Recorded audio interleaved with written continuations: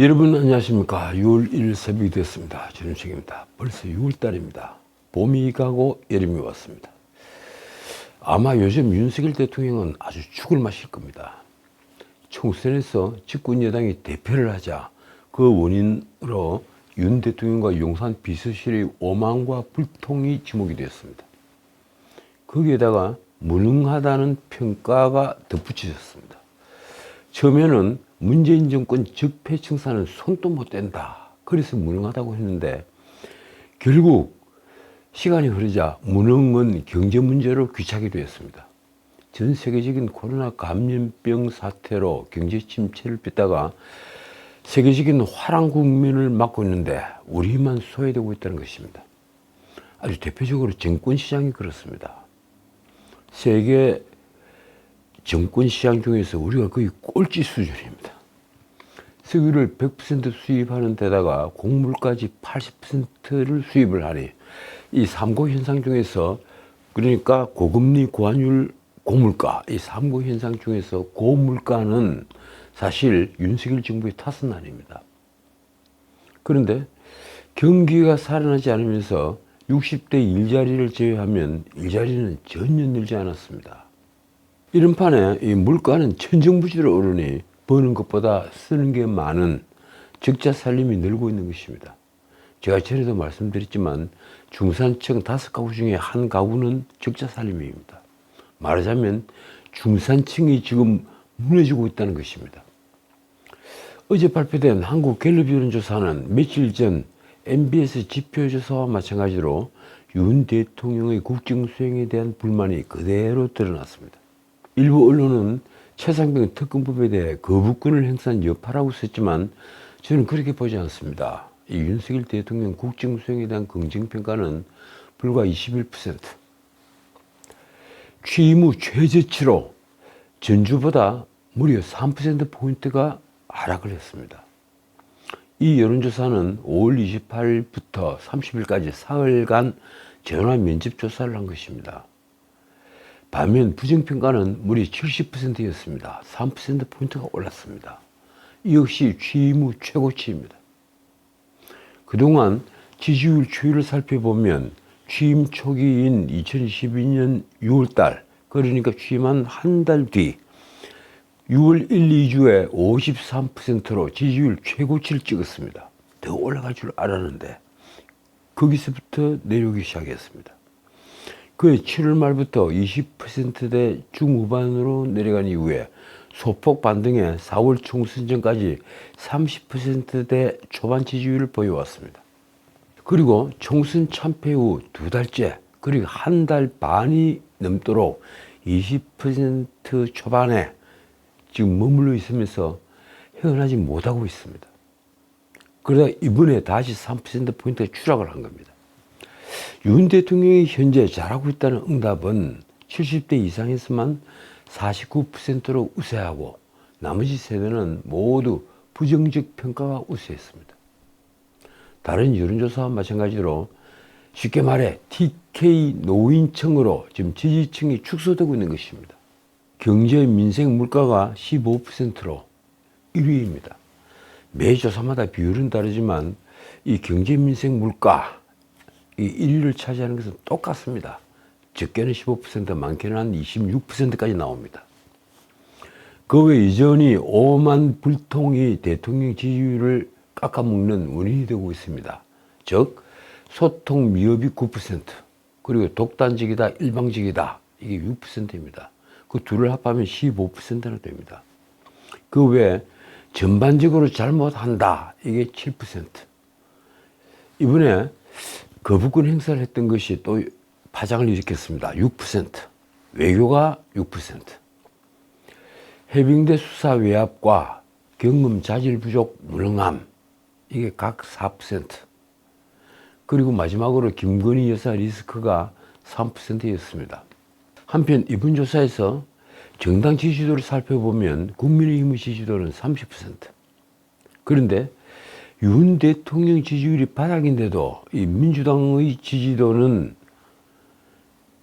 국민의힘보다 1%포인트가 낮아 29%입니다. 말하자면 오히려 국민의힘보다 적게 나왔다는 얘기입니다. 조국 당은 13%로 뒤를 이었습니다. 이외에 개혁신당, 정의당은 각 2%. MBS 지표조사와 마찬가지로 지지하는 정당이 없는 무당층은 22%나 됐습니다. MBS는 24%였죠. 어제 갤럽조사에서 눈길을 끈 것은 바로 보수 진보층의 정당 지지도입니다. 보수층의 64%만이 국민의힘을 지지했습니다. 보수층 3명 중에 1명은 국민의힘을 지지하지 않는 것입니다. 진보층에서는 50%가 민주당을 지지했습니다. 그리고 20%는 조국 당을 지지했습니다. 이 진보 좌파에서도 3명 중에 1명꼴로 민주당이나 조국 당을 지지하지 않습니다.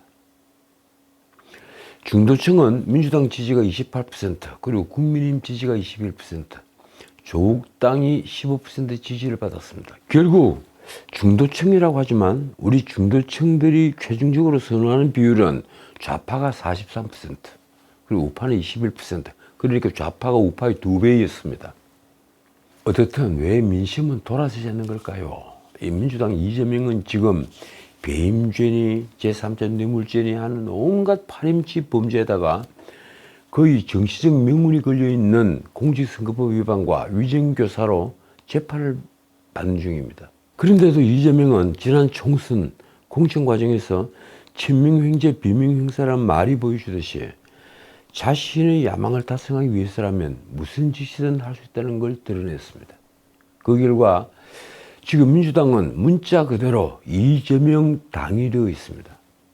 당 내에서 부동의 카리스마를 가지고 있었던 김대중 총재 시절에도 지금 같은 극일 체제는 아니었습니다.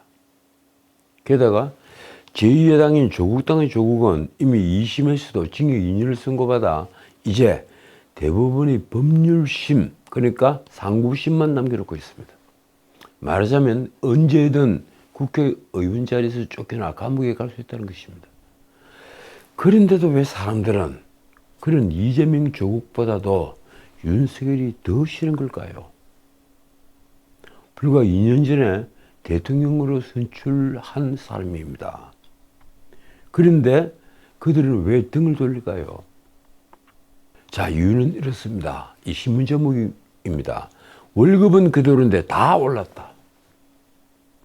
아까 제가 말씀드린 대로 민생 문제가 바로 그 원인입니다. 신문을 조금만 살펴보면 윤석열 정부대로 3고 현상으로 가계소득이 최대폭으로 하락하고 있다는 사실을 알 수 있습니다. 한국은행은 올해 우리 경제 성장률 전망치를 2.1%에서 2.5%로 높였습니다. 0.4%포인트가 오른 것이라면 굉장히 높인 겁니다. 하지만 지난 1분기 실질적인 가계소득은 7년 만에 가장 큰 폭으로 떨어졌습니다. 이거 어떻게 된 걸까요? 무엇 때문일까요? 바로 고물가 때문입니다. 지난 1분기 사업소득과 임대소득을 합친 전체 가구 소득은 512만 2천 원으로 1년 전보다 1.4%가 올랐습니다. 그런데 일자리가 줄어 근로소득은 1.1% 줄었습니다. 여기에 물가 상승률을 반영하면 오히려 실질소득은 마이너스입니다. 결국 전체 가구의 실질소득은 7년 만에 가장 큰 폭인 1.6%나 줄었습니다. 그리고 근로소득은 무려 3.9%나 떨어졌습니다. 통계를 작성한 2006년 이후 가장 큰 감소폭입니다. 이 근로소득이 줄었다는 것은요, 사실 심각한 문제입니다. 아주 안정적인 중산층이 붕괴될 수 있다는 것입니다. 통계청에서는 작년 일부 대기업에서 상여금이 감소한 측면이 있었다고만 분석을 했습니다. 과연 그것뿐일까요? 그러나 2030 청년 일자리가 늘지 않고 오히려 줄어든 것이 가장 큰 원인이라고 저는 생각합니다. 한편 고물가의 여파로 소비도 위축됐습니다. 하지만 식음료 지출은 고물가로 오히려 늘 수밖에 없습니다. 식료품과 음료 구매에 7% 넘게 지출이 늘었습니다. 물가가 오르니까 말입니다. 특히 과일과 과일 가공품의 소비 지출은 18.7%로 증가했습니다. 사과값, 배값 이런 과일값이 폭등을 했으니 말입니다. 소득이 하위 20%인 일본의 취약계층에서는 손에 쥔 돈보다 소비 지출이 더 많았던 이른바 적자 가구, 아까 중산층 5가구 중에 한 가구가 적자 가구라고 했는데 이 일본의 취약계층에서는 이 적자 가구가 10곳 중에 무려 6곳에 달했습니다. 제가 앞에서 말씀드린 대로 중산층 5가구 중에 한 가구 역시 적자 살림이었습니다. 한국은행은 올해 성장률 전망치를 2.5%로 올리면서 기준금리를 연 3.5%로 계속 묶었습니다. 금리 인하는 물가 상승률이 내려가는 추세가 확인되면 그때 고려를 하겠다 하는 것인데 문제는 이 고금리입니다. 고금리는 중산층을 더욱 압박을 해서 중산층 붕괴 요인이 되고 있는 것입니다. 자, 그런데 과연 정부 당국자가 고물가에 시달리는 중산층의 괴로움을 알긴 하는 걸까요? 한국은행 자료를 보면 3년간 물가 상승은 12.8%. 이러니 소비가 될 리가 없습니다. 자영업자들의 폐업이 속출하는 이유입니다. 이런 고물가는 수입이 연금 외에는 거의 없다시피 한 고령자와 그리고 아까 말씀드린 일본인들, 저소득층에서는 훨씬 더 큰 타격이 될 수밖에 없습니다. 특히 저소득층에게 식음료, 이건 필수적인 먹는 것이니까 줄일 수가 없는 겁니다. 그러니까 수입보다 쓰는 돈이 더 많은 적자 살림이 계속되는 겁니다. 이런 급격한 물가 상승은 정확히 2021년부터 시작이 됐는데 민간 소비 증가율도 5%포인트나 사실 떨어졌습니다. 한국은행이 27일 고물가와 소비라는 경제전망 보고서를 내는데요. 그걸 읽어보니까 그 안에 내용이 그렇습니다. 사실 소비 증가율도 떨어졌다. 그래 되어 있습니다. 이 자료에서 2021년 이후 연평균 3.8% 물가가 올랐다는 것은 2010년대 오른 이 평균 1.4 오른 것보다 2배 이상 높은 수준입니다. 한국은행은 노인들과 저소득층에게 타격이 더 컸다는 것을 수치로 그대로 보여주고 있습니다. 다시 말씀드리면 60대 이상의 실효 물가 상승률은 2021년에서 2022년까지 2년 동안 평균 8.2%. 그런데 30대 이하는 7.2%였습니다. 소득 하위 20%인 1분위 실효 물가 상승률은 동기간 평균 7.9%. 그런데 소득 상위 20%인 5분위 제일 높은 고소득층은 7.5%에 지나지 않습니다. 결국 고물가는 노인층과 저소득층의 타격이 컸습니다. 사지 않으면 안 되는 필수적인 물건값이 대폭 올랐으니 말입니다. 자, 최근 정부 당국은 물가가 안정되고 있다 이렇게 얘기를 하는데 왜 국민들은 못 느낄까요? 정부가 잘못 알고 있는 것입니까? 소비자 물가는 지난해 10월 전년 동월 대비 3.8%까지 오른 피크를 기록한 뒤에 작년 8월달 과일까지 확 오르고 10월달에 사실은 3.8%까지 올라서 피크를 기록했습니다. 그 뒤에 하락 안정세를 지금 꾸준히 보여주고 있습니다. 그리고 지난달에는 2.8%까지 떨어졌다고 합니다. 그런데 문제는 체감 물가입니다. 소비자들이 느끼는 체감 물가는 다릅니다. 마트에서 직접 물건을 살 때 느끼는 물가 감각은 다르다는 겁니다. 실제 소비자들이 느끼는 물가는 2.8%가 아니라 생활 물가 지수라고 부르는 물가입니다. 한국소비자원 농수산물 가격 정보를 보면 사과는 약 28% 올랐습니다. 지난 설 명절 때는 40% 넘게 올라 금사과라는 말이 나올 정도였습니다. 배 역시 50% 넘게 올라 과일 가격은 가장 폭등한 품목이 됐습니다. 통계청이 발표한 1월 소비자 물가 동향에 따르면 신선식품 지수는 전년 동월 대비 14.4%나 뛰었습니다. 1월 달에 그게 화제가 됐었죠. 지난해 10월부터 4개월 연속 두 자릿수 상승세를 보인 것입니다. 생활물가지수에서 비중이 높은 대중교통요금과 병원비 인상 등으로 공공서비스 물가는 27개월 만에 가장 큰 폭으로 올랐습니다. 거기에다 지난해 폭탄 논란을 낳았던 난방비도 다시 급등을 했습니다. 지난 겨울 난방비 엄청 올랐던 겁니다. 통계청에 따르면 지난해 도시가스와 지역 난방 비용은 각각 전년 대비 21.7% 그리고 27.3%가 올랐습니다. 결국 소비자 체감 물가를 보여주는 생활 물가 지수는 2020년 이후 3년 동안 꾸준히 상승해서 13.7%나 올랐습니다. 아까 말씀드린 한은 자료, 한국은행 자료 12.8%가 아니라 13.7%나 올랐다는 것인데, 일부 통계에서는 이게 13.7%가 아니라 13.9% 올랐다, 이렇게 인쇄가 되어 있습니다. 제가 갖고 있는 자료가 그렇습니다. 생활물가지수는 일상에서 소비자들이 자주 많이 구매하는 생활 필수품 114개 품목을 대상으로 해서 작성한 소비자 물가지수의 보조 지표입니다. 어떻든 이런 고물가가 해결되지 않는 한 윤석열 정부에 대한 지지도가 오를 리가 만무합니다. 사실 고물가보다 더 중요한 것은 일자리를 만들어 국민의 삶을 안정적으로 바꾸는 것입니다. 저는 어제 방송에 나가서 노동개혁의 중요성을 말했습니다. 세계 최고의 노동 정직성을 바꿔서 노동 유연성을 확보하지 않으면 일자리가 만들어지지 않는다. 정권은 명분을 걸고 노동개혁에 나서야 한다. 그리고 연금개혁, 교육개혁도 중요하지만 우리 사회에 활력을 불어넣기 위해서 세제개혁도 매우 중요합니다.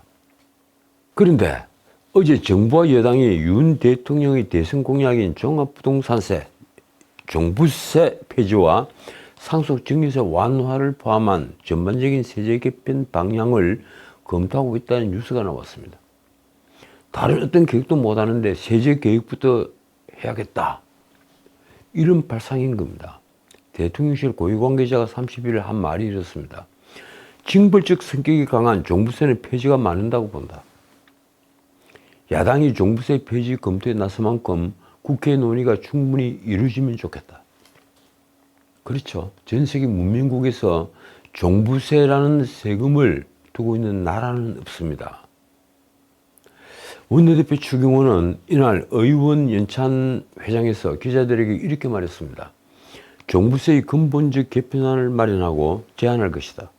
종부세를 단순 폐지할 수도 있고 재산세 체계를 조금 변형할 수도 있다. 당정이 종부세 폐지를 거론한 배경에는 최근 민주당 일각에서 나온 종부세 완화 주장이 있습니다. 민주당 원내대표 박찬대는 올 초에 이렇게 말했습니다. 아무리 비싼 집이라도 1주택에 실제 거주를 한다면 종부세 과세 대상에서 빠져야 한다. 한강 벨트인 광진에서 재선에 성공한 고민정도 24일 바로 그 종부세 1가구 종부세 폐지에 가세를 했습니다. 종부세를 우리가 꼭 지켜야 할 성역으로만 여기지 말아야 한다. 민주당이 왜 느닷없이 종부세 완화를 들고 나오는 걸까요? 바로 이재명의 대선 승리를 위한 계획의 일환으로 제게는 보입니다. 지난 대선 때 이재명은 한강벨트 7개의 구 전 지역에서 윤석열 대통령에게 패배를 했습니다. 그 원인으로 꼽힌 것이 바로 종부세입니다. 문재인 정부 때 집값이 뛰고 공시지가를 대폭 상향 조정하면서 종부세도 등달아 올라 민심이 아주 흉흉해졌죠. 그래서 한강벨트의 반발 심리가 컸다는 것입니다. 민주당 정식위 의장 진성준은 종부세 관련해서는 당내 논의가 불가피하다고 말을 했습니다. 그리고 이해석 수석 대변인은 종부세 개편을 논의해야 한다는 생각이 당 지도부에 많다고 말했습니다. 어쨌든 여당은 이 분위기를 틈타 종부세 폐지나 완화 논의를 적극적으로 환영한다고 했습니다. 언론에 나온 여권 고위관계자의 말이 이렇습니다. 여소야대 구도에서 세제 개편을 스스로 추진할 동력이 약하던 차에 민주당이 먼저 분위기를 띄워 부담을 들었다. 이번 기회에 중산 청약이 부담이 되거나 이중 과세적 요소가 있는 세제는 손을 봐야 하지 않겠나. 이중 과세적 요소가 있는 세제, 대표적으로 바로 상속세가 있죠. 그리고 종부세도 마찬가지입니다. 그런 세들을 손보겠다 이런 얘기입니다. 어쨌든 대통령실 역시 종부세 폐지 등을 포함해 전반적인 세제 개편 방안을 검토 중에 있습니다. 대통령실 관계자 역시 종부세 폐지에 방침을 찍었습니다. 부동산 보유에 대한 과도한 세금은 적절치 않다는 점에서 종합부동산세는 완전 폐지하는 것이 바람직하다. 앞서 민주당 박찬대는 1세대 1주택자에 대한 종부세 폐지 방침을 밝혔는데, 이 관계자는 실거주 1세대 1주택자에 대한 종부세 폐지는 종부세의 다양한 왜곡 중에 한 부분만을 건드린 것으로 근본적으로 한계가 있다고 했습니다. 결국 대통령실의 의견도 종부세 완전 폐지 쪽입니다. 자, 두 가지 에피소드를 짧게 보고 마치겠습니다. 22대 국회가 시작된 5월 30일. 왜 5월 30일 국회를 시작하는지 아십니까? 월급을 아무도 받을 수 있기 때문입니다. 5월 30일 윤석열 대통령이 22대 국회의원들에게 일제히 축하날을 보냈습니다. 그 대통령이 보낸 축하날을 두고 야당 의원들의 반응이 제각각입니다. 조국당 의원들은 대부분 버리겠다고 했습니다. 조국의 말이 아주 재밌습니다. 역대 유례 없이 사익을 위하여 거부권을 오남용하는 대통령의 축하날은 정중히 사용한다. 반면에 박은정은 잘 키워서 윤석열 대통령이 물러날 때 축하난으로 대통령실에 돌려드리겠다고 했습니다. 그 축하날 버리겠다는 걸 보면서 제가 옛 신문기사 기억이 났습니다. 이준석이 박근혜 비대위에 뽑힌 때죠. 20대 중반 청년이 여당의 비대위원이 됐습니다. 그 비대위원들에게 이명박 대통령이 축하날을 보냈습니다. 그런데 이준석은 이명박 대통령이 보낸 축하날을 쓰레기통에 버리고 그것이 일제히 신문에 실렸습니다. 그래 화제가 됐습니다. 솔직히 그릇의 크기는 그때 드러납니다. 자, 두 번째 에피소드. 이른바 개딸들이 21대 국회 마지막 본회의에 불참을 한 이수진을 향해 아주 악담을 쏟아냈습니다. 이게 또 신문에 뉴스가 됐습니다. 최상병 특검법 재표결에 이수진이 불참을 했다는 이유였습니다. 몇 개만 제가 옮겨볼까요? 이수진, 공천 후부터 지금까지 월급 받은 거 있으면 토해내라. 일도 안 하고 어디서 월급을 받으려고 하는가? 징글징글하다. 누가 대체 이 의원을 인재영입으로 데려온 건가? 이수진은 영원히 아웃이다. 그런데 가장 인구에 회자된 글은 바로 이것입니다. 함께 해서 더러웠고 다시 보지 말자. 참 감정적인 표현입니다. 함께 해서 더러웠다. 이수진은 명색이 부장판사 출신으로 김남국, 최강욱 등과 함께 친명 강경파 초선 모임 철음회 소속이었습니다. 자, 오늘은 여기까지입니다. 문재인 정부 문화부가 김정숙의 타지말 방문을 준비하면서 기내식 비용으로만 6,292만 원을 지출하는 내용의 수의계약을 체결한 것으로 드러났습니다. 인도를 한번 갔다 오는데 공식 수행원은 13명입니까? 그리고 비행기에 다 탄 사람이 30명입니까? 그런데 그 비용이 기내식으로 먹는 비용이 6,292만 원. 정말 무시무시합니다. 국민의힘 배인진이 30일 문체부에서 제출받아 공개한 자료를 보면 문체부는 2018년 11월 김정숙의 인도 순방을 위해 대한항공과 약 2억 3천만 원의 수의계약을 체결했습니다. 이 비용 중에 기내식비 항목이 6,292만 원입니다. 문재인은 최근 발간한 대담집에서 김정숙의 타지말 관광을 두고 영부인의 첫 단독 외교라고 규정했습니다. 관광이 아니라고 한 겁니다. 춘향전이 클라이맥스 의사출도 장면에 이몽룡이 쓴 시구절이 있습니다. 금준미주 천인혈. 금으로 만든 잔에 담긴 아주 맛있는 술 미주, 향기로운 술은 천사람의 피다. 천인혈. 그 6,292만 원도 국민들의 피, 혈세입니다. 제가 문재인에게 묻고 싶습니다. 아니 묻습니다. 당신은 법정에서도 김정숙의 타지말 관광을 두고 영부인이 단독 외교를 한 거라고 할 겁니까? 지금까지 전은책이었습니다.